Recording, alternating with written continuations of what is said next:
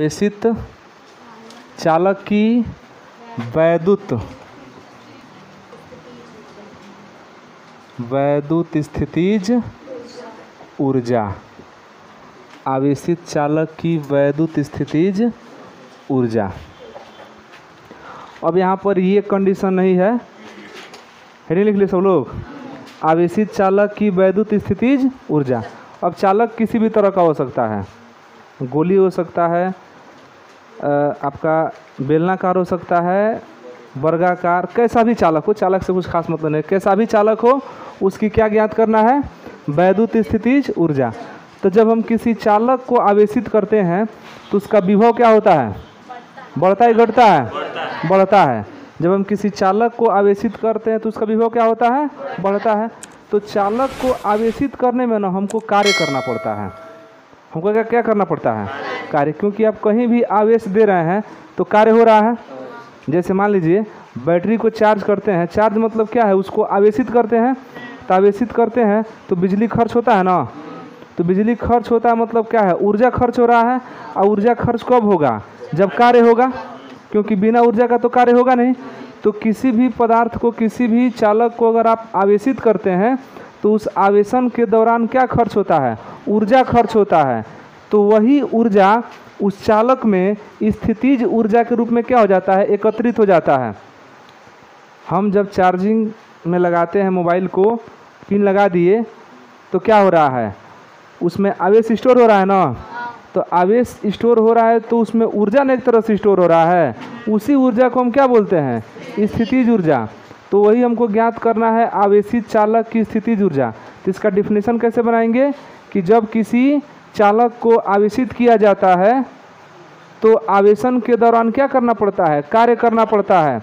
और वह कार्य उस चालक में स्थितिज ऊर्जा के रूप में क्या होता है, एकत्रित हो जाता है, जिसे हम उस चालक की क्या बोलते हैं, वैद्युत स्थितिज ऊर्जा बोलते हैं। कोई दिक्कत नहीं है इसमें।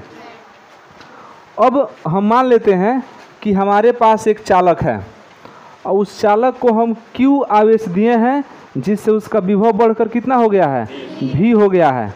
मान लीजिए ऐसे, तो लिखते हैं कि माना एक चालक को Q आवेश, कितना आवेश दे रहे हैं, Q आवेश देने पर उसका विभव कितना हो जाता है, V हो जाता है। माना एक चालक को कितना आवेश देने पर, Q आवेश देने पर उसका विभव V हो जाता है, V हो जाता है। यदि उसकी वैद्युत धारिता, यदि उसकी वैद्युत धारिता C हो तो C का फार्मूला क्या होता है जी, तो C इक्वल टू Q/V होता है ना। इसको समीकरण 1 बना लिए, जरूरत पड़ेगा तो हम लोग इसका उपयोग करेंगे। अब यहाँ पर लिखेंगे कि चालक को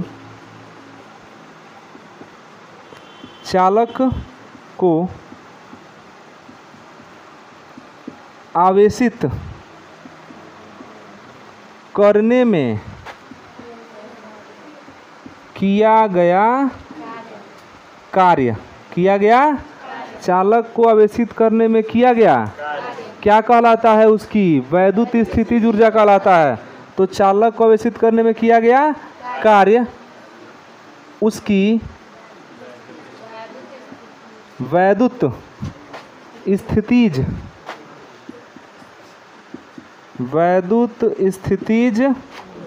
ऊर्जा कहलाता है, वैद्युत स्थितिज ऊर्जा कहलाता है। तो कितना आवेश दे दिए हैं, तो ये कई बार क्यों नहीं दिए होंगे, धीरे धीरे आवेश को बढ़ाए दे रहे होंगे। जैसे 12 वोल्ट की बैटरी को चार्ज करना है तो लगाते चार्ज जाता है, टाइम लेता है ना। आवेश को स्टोर होने में टाइम लगता है, नहीं लगता है। खाने बैठते हैं तो बस एक बार लिए खा गए, थोड़ा समय लगता है ना खाने में। तो जो समय लगता है तो पहले आप थोड़ा करके खाते हैं, एक कवर वैसे ही सुनो, वैसे ही हम क्या करते हैं, वैसे ही आवेश जब देते हैं ना तो थोड़ा थोड़ा आवेश देते हैं। तो मान लेते हैं कि एक और आवेश दिए उसको, कितना, एक और डी क्यू, कितना दिए, तो छोटा सा आवेश दिए हैं तो छोटा सा कार्य होगा, तो कार्य हुआ डी डब्ल्यू। कार्य कितना हुआ, डी डब्ल्यू। अब वोल्टेज तो भी है उसका, वोल्टेज कितना है, भी है। तो मान लेते हैं कि जब हम चालक को डी क्यू आवेश देते हैं तो कितना कार्य होता है, डी डब्ल्यू। तो लिखेंगे यहाँ पर माना चालक को डी क्यू आवेश देने पर किया गया कार्य क्या पढ़े हैं, डी डब्ल्यू हो, माना डी डब्ल्यू है, माना आवेश को चालक को कितना आवेश दिए हैं, छोटा सा आवेश दिए हैं, तो कार्य भी कैसा होगा। तो हम लोग एक परिभाषा पढ़े हैं, तो V इक्वल टू क्या पढ़े हैं, V इक्वल टू पढ़े हैं D W by D Q. क्या पढ़े हैं, V equal to D W by D Q पढ़े हैं ना। अरे विभव का जहाँ परिभाषा पढ़े थे तो W बाई क्यू नॉट पढ़े थे, वहाँ क्यू नॉट आवेश था, यहाँ पर आवेश कितना दिए हैं, डी क्यू दिए हैं, छोटा सा आवेश दिए हैं। तो यही हमको यहाँ से अगर कार्य निकालना हो डी डब्ल्यू, तो फार्मूला क्या हो जाएगा, V into D Q, V into D Q. और V का मान उठा कर रखेंगे समीकरण 1 से। तो समीकरण 1 से अगर आप V का मान रखते हैं, ध्यान दीजिए, V का मान अगर यहाँ से निकालें तो V चल जाएगा C के पास, C आ जाएगा V के साथ, तो V equal to Q by C. कोई दिक्कत नहीं ना इसमें, V इक्वल टू क्या हो गया, क्यू बाई, अरे हो जाएगा तो पहले गुणा होगा तो V इंटू सी होगा, और तब C को भेज देंगे नीचे, तो V इक्वल टू क्या हो गया, क्यू बाई सी।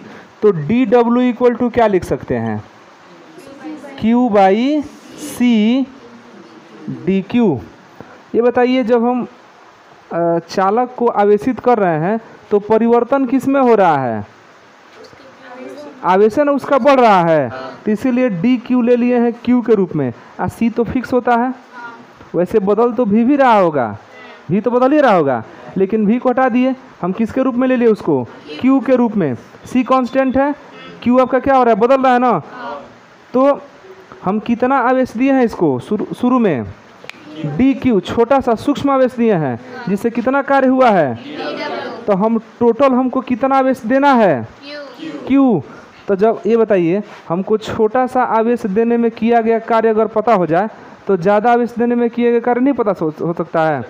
तो इसके लिए क्या करेंगे, समाकलन कर देंगे, क्या कर देंगे, और समाकलन करेंगे डी डब्ल्यू का, तो निकल जाएगा कैपिटल डी डब्ल्यू का समाकलन निकलेगा तो कैपिटल क्यू निकलेगा। कार्य समझ नहीं आ रहा, अभी हम लोग क्या निकाल रहे हैं, कार्य। कहाँ का कार्य है, आवेश को देने में किया गया कार्य है। आवेशित चालक की वैद्युत स्थितिज ऊर्जा, जब किसी चालक को आवेशित करते हैं तो आवेश देने के दौरान क्या करना पड़ता है, कार्य करना पड़ता है। वही कार्य क्या कहलाता है, वैद्युत स्थितिज ऊर्जा। तो हमारे पास एक चालक है, तो वही लिखें कि माना एक चालक को क्यू आवेश देने पर उसका विभव कितना हो जाता है, भी हो जाता है। यदि उसकी धारिता सी हो तो बहुत पहले पढ़ लिए हैं, सी इक्वल टू क्यू बाई, यहाँ से भी का मान हम निकाल दे रहे हैं, क्यू बाई सी। अब चालक को आवेशित करने में जो किया गया कार्य है वही उसकी क्या कहलाता है, वैद्युत स्थितिज ऊर्जा कहलाता है। तो हम मान लेते हैं, देखिए, चालक को आवेशित करने में जो किया गया कार्य है वो क्या है, वैद्युत स्थितिज ऊर्जा। मतलब कि वैद्युत स्थितिज ऊर्जा ज्ञात करना है ना, तो हमको किया गया कार्य निकालना पड़ेगा, दोनों एक ही ना है। तो इसीलिए हम लिख रहे हैं कि माना चालक को सूक्ष्म आवेश डी क्यू आवेश देने पर किया गया कार्य कितना है, तो जब छोटा आवेश को देने में किया गया कार्य निकल जाएगा तो कितना भी बड़ा आवेश देने में किया गया कार्य निकाल सकते हैं। एक कलम का दाम पता हो जाए तो 500 कलम का दाम निकाल सकते हैं। तो वही लिखे हैं कि डी क्यू आवेश देने पर किया गया कार्य कितना है, डी डब्ल्यू। तो फार्मूला पहले का पढ़े होंगे, V equal to D W by D Q. वहाँ पर W बाई क्यू नॉट लिखा गया था, तो डी डब्ल्यू का मान निकालना होगा तो डी क्यू चल जाएगा इधर, तो डी डब्ल्यू इक्वल टू हो गया V इंटू डी क्यू। लेकिन परिवर्तन क्यू में ना हो रहा है, V में थोड़ी हो रहा है V, इसीलिए V को हम क्या कर दिए, V equal to Q by C कर दिए हैं। तो V का मान समीकरण 1 से क्या कर दिए, Q by C, C constant है, तो डी डब्ल्यू इक्वल टू निकल गया Q by C into D Q. अब वास्तविकता यह है कि ये जो कार्य निकला है ना, ये सूक्ष्म आवेश डी क्यू को देने में किया गया कार्य है। हम कितना आवेश हमको देना है, क्यू आवेश। तो इस हिसाब से जब छोटा सा आवेश देने में किया गया कार्य यह है, तो क्यू आवेश देने में किया गया कार्य कितना होगा, इसके लिए क्या करेंगे कि हम डी डब्ल्यू का समाकलन कर देंगे तो बड़ा वाला कार्य निकल जाएगा। और आवेश हमको कहाँ से कहाँ तक देना है, 0 से Q तक, ये ध्यान देना। आवेश कहाँ से कहाँ तक देना है, 0 से Q तक। इतना लिखिए पहले, देखिए ध्यान से देखिए, लिखेंगे कि यदि चालक को कितना आवेश देना है जी, Q, तो यदि चालक को Q आवेश देने में किया गया कार्य कितना W हो तो क्या होता है, W इक्वल टू समाकलन किसका, डी डब्ल्यू का। लेकिन ध्यान देना कहाँ से कहाँ तक आवेश दे रहे हैं, 0 से Q तक, समझे। तो हो जाएगा W इक्वल टू कितना, समाकलन 0 से कहाँ तक, Q तक। थोड़ा सा इसको लाइन से लिखें, हो तो W इक्वल टू समाकलन डी डब्ल्यू, छोटे वाला जो सूक्ष्म आवेश देने में किया गया कार्य डी डब्ल्यू है, इसी का समाकलन कर देंगे तो संपूर्ण कार्य निकल जाएगा। तो इसके लिए 0 से कहाँ तक आवेश देना है, Q तक, और W इक्वल टू 0 से कहाँ तक, Q तक। डी डब्ल्यू का मान कितना रख दें, Q by C D Q, Q by C कौन कांस्टेंट है, C कांस्टेंट है, तो C नीचे से क्या होगा, निकल जाएगा, तो 1 बाई सी बाहर, और 0 से Q, और Q इंटू डी क्यू। और एक दिन सूत्र लिखाए थे, याद तो नहीं होना चाहिए, लिखाए थे कि समाकलन x के पावर n, तो इसका समाकलन में एक बढ़ जाता है, x के पावर n प्लस 1, जो पावर बनता है ना वही बटा में हो जाता है, याद है। उस हिसाब से Q का पावर 1 है, तो एक बढ़ेगा तो कितना हो जाएगा, Q का पावर 2 होगा ना, तो डी डब्ल्यू इक्वल टू हो जाएगा 1 बाई सी, ये तो यह वाला है। Q का समाकलन कर देंगे तो Q स्क्वायर बाई 2 हो जाएगा, Q स्क्वायर बाई, लिमिट लगाइए कहाँ से कहाँ तक, 0 से Q तक, 0 से लेकर, एक बार Q के बदले में अपर लिमिट रखते हैं और एक बार लोअर लिमिट, तो Q के बदले में Q ही रखना है, तो विशेष कोई समस्या होगा नहीं। तो W इक्वल टू हो जाएगा 1 by C Q square by 2, क्योंकि Q के बदले में Q रख दिए तो कोई फर्क पड़ा नहीं, लेकिन अगले में माइनस लगता है ना, Q के बदले में लोअर लिमिट, तो लोअर लिमिट 0 है, 0 रख देंगे तो 0 स्क्वायर बाई 2 मतलब 0। तो W इक्वल टू क्या मिल गया, 1 बाई सी, हाँ 1 by C I into Q square by 2। इसी को थोड़ा सा बढ़िया तरीके से बना देते हैं, 1 बाई 2 Q स्क्वायर बाई सी, समझ में आया।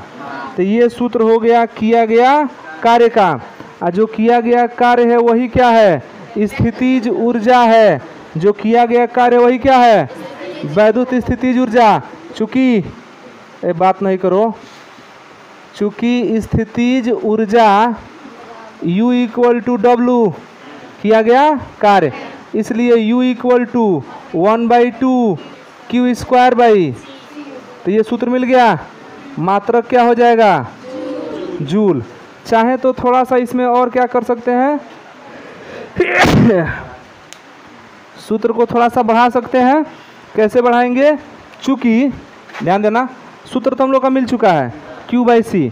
चूँकि आप जानते हैं कि C इक्वल टू होता है Q/V। C इक्वल टू क्या होता है? तो अगर हम यहाँ से Q के बदले पूछें कि क्या लिख सकते हैं, तो Q के बदले में लिख सकते हैं CV। Q के बदले में, इसलिए U इक्वल टू 1/2। ध्यान देना, Q के बदले में लिख सकते हैं CV, तो Q स्क्वायर है तो C स्क्वायर V स्क्वायर बटा C, तो एक C से एक C कैंसिल, तो U इक्वल टू मिल जाएगा 1/2 CV स्क्वायर। कोई दिक्कत इसमें? दो सूत्र मिल गया। ये भी किस में आएगा? जूल में ही आएगा। एक और चाहे तो मतलब कि ऐसा ही इसलिए कर दे रहा है ना कि अगर Q और C दे देगा तो इस फार्मूले का प्रयोग कर लेंगे, और अगर V और C दे देगा तो इसका प्रयोग कर सकते हैं। अब अगर Q और V दे दे तो क्या करेंगे बताइए? पुनः ध्यान देना, U equal to 1/Q square बटा C है ना, तो C के बदले में लिख रहे हैं Q/V। C के बदले में क्या लिख दिए? तो U equal to 1/2 Q square into third बटा चल जाएगा कहाँ पर? तो Q स्क्वायर इंटू V बटा Q, तो एक Q से Q कट जाएगा आए, तो U इक्वल टू हो जाएगा 1/2 Q इंटू V। देख रहे हैं, तीन सूत्र मिल गया। अब जैसा सवाल होगा उस हिसाब से फार्मूला क्या कर लेंगे, लगा लेंगे। अगर Q और C देता है तो इस फार्मूले का प्रयोग कर सकते हैं, अगर C और V देता है तो इसका प्रयोग कर लेंगे, सब एक ही चीज़ है। और अगर Q और V देता है तो इसका कर सकते हैं। कोई दिक्कत इसमें? लिख लीजिए।